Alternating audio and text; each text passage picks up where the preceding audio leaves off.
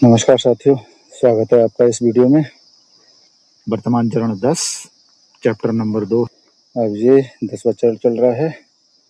10वें चरण का ये पीडीएफ और वीडियो पढ़ लिया। अब एक्सरसाइज शुरू करते हैं 10वें चरण की।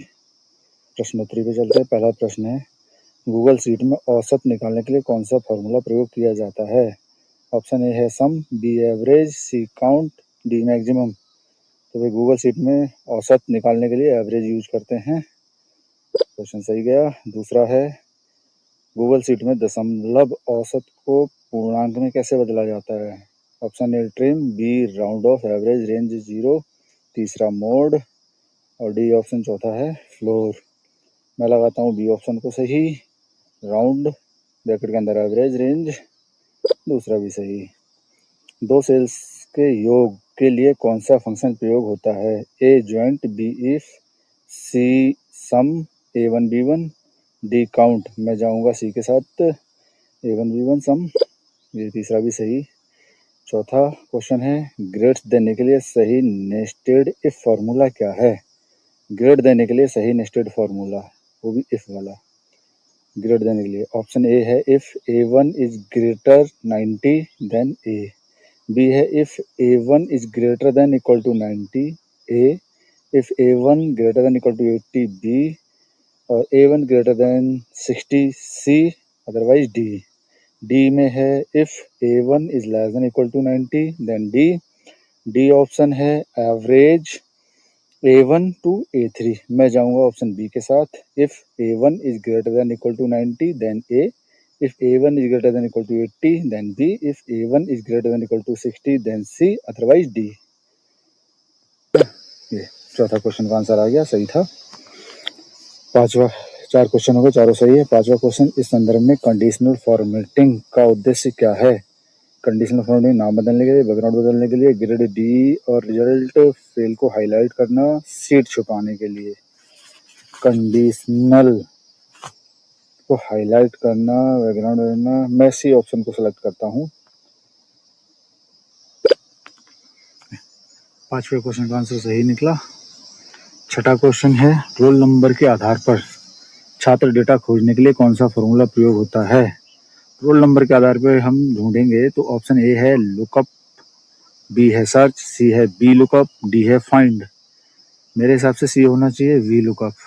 प्रश्न 6 है, रोल नंबर के आधार पर छात्र डेटा खोजने के लिए कौन सा फॉर्मूला प्रयोग होता है? मैं जाऊंगा सी के साथ, बी लुकअप। आंसर सही है।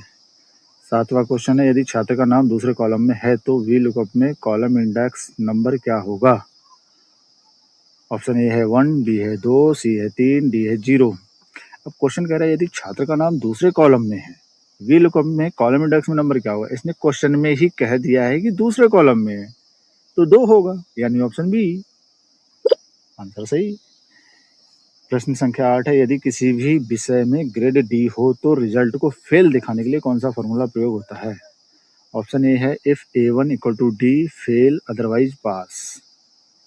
बी है if and A1 equal to D, B1 equal to D, C1 equal to D, fail otherwise pass. C है if or A1 equal to D, B1 equal to D, C1 equal to D, fail otherwise pass. D है if A1 plus B1 plus C1 is greater than 90, pass otherwise fail. प्रश्न है, यदि किसी भी विषय में grade D को विषय में डी हो तो रिजल्ट को फेल दिखाने के लिए कौन सा फॉर्मूला? किसी भी विषय में डी है, इसमें तो मैं अभी कंफ्यूज हो गया हूँ थोड़ा सा। इफ एंड नहीं आएगा, यानी बी नहीं है, और A1 B1 C1 D fail pass. मैं सी को सिलेक्ट करता हूँ, देखते हैं कैसा होता है। ये आंसर सही, गुड। क्वेश्चन नंबर 9 है, फॉर्मूला $A$1 में डॉलर साइन का क्या उपयोग है? फॉर्मेटिंग के लिए, एब्सोल्यूट रेफरेंसिंग के लिए, मल्टीप्लिकेशन के लिए, एरर सुधारने के लिए। डॉलर तो फिक्स करने के लिए लेते हैं इसको, एब्सोल्यूट रेफरेंसिंग के लिए, हाँ फिक्स करने। अब मैं बी के साथ जाना चाहूँगा, एब्सोल्यूट रेफरेंसिंग के लिए। आंसर मेरा ठीक है। 10वां क्वेश्चन है, सभी छात्रों के लिए फॉर्मूला को ऑटोमेटिक नीचे भरने के लिए कौन सा विकल्प प्रयोग होता है? सभी छात्रों के लिए फॉर्मूला को नीचे के लिए इसने कहा फिल्टर, बी है ऑटोफिल, सी है फॉर्मेट, डी है काउंट। सभी छात्रों के लिए फॉर्मूला को ऑटोमेटिक नीचे भरने के लिए कौन सा विकल्प प्रयोग होता है? सभी छात्रों के लिए फॉर्मूला को ऑटोमेटिक नीचे भरना है। Filter, format, count, autofill. मैं ऑटोफिल करता हूँ, सही हो या गलत हो जो भी है। यस, सारे सही, 10 में से 10। तो भाई ये मेरी जो चल रही है ये ई सृजन में ऑनलाइन ट्रेनिंग मूक 2.0 में उसका चैप्टर नंबर 2 का मॉडल नंबर 10 का प्रश्नोत्तरी था। ये देखो, वर्तमान चरण 10 चैप्टर नंबर 2 है। आप चाहे तो एक बार फिर देख सकते हैं। पहला क्वेश्चन उसका आंसर, दूसरा क्वेश्चन उसका आंसर, तीसरा क्वेश्चन उसका आंसर, चौथा क्वेश्चन उसका आंसर, पांचवा क्वेश्चन उसका आंसर, छठा क्वेश्चन उसका आंसर, सातवां क्वेश्चन उसका आंसर, आठवां क्वेश्चन उसका आंसर, नवा क्वेश्चन उसका आंसर, 10वां क्वेश्चन उसका आंसर, और मेरे 10 में से 10 सही हैं। ये क्वेश्चन जो मेरे क्विज में आए हैं, जरूरी नहीं है सेम क्वेश्चन आपके क्विज में आए। आपके क्विज में कुछ और भी हो सकते हैं, मेरे क्विज से अलग हो सकते हैं। अब ये किस तरह से दे रहे हैं, ये जो क्विज करा रहे हैं इन्हें पता होगा। फिलहाल मेरे क्विज में जो आए थे, मैं एक बार फिर शुरू से दिखा दे रहा हूँ।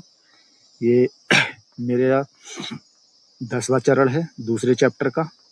दूसरे चैप्टर के 10वें चरण में ये एक पीडीएफ थी, ये एक वीडियो था। ये मैंने पीडीएफ पढ़ी, वीडियो देखा, उसके बाद मैंने इस क्विज को हल किया है। पहला क्वेश्चन, गूगल शीट में औसत निकालने के लिए कौन सा फॉर्मूला प्रयोग होता है? मैंने बी ऑप्शन लिया था, एवरेज, सही ऑप्शन था। दूसरा प्रश्न था, गूगल शीट में दशमलव औसत को पूर्णांक में कैसे बदला जाता है? मैंने बी ऑप्शन लिया था, राउंड एवरेज रेंज, सही आंसर था। तीसरा प्रश्न था, दो सेल्स के योग के लिए कौन सा फंक्शन प्रयोग होता है? मैंने तीसरा ऑप्शन लिया, सी, सम A1 B1, सही आंसर था। चौथा प्रश्न था, ग्रेड के लिए सही नेस्टेड इफ फॉर्मूला क्या है?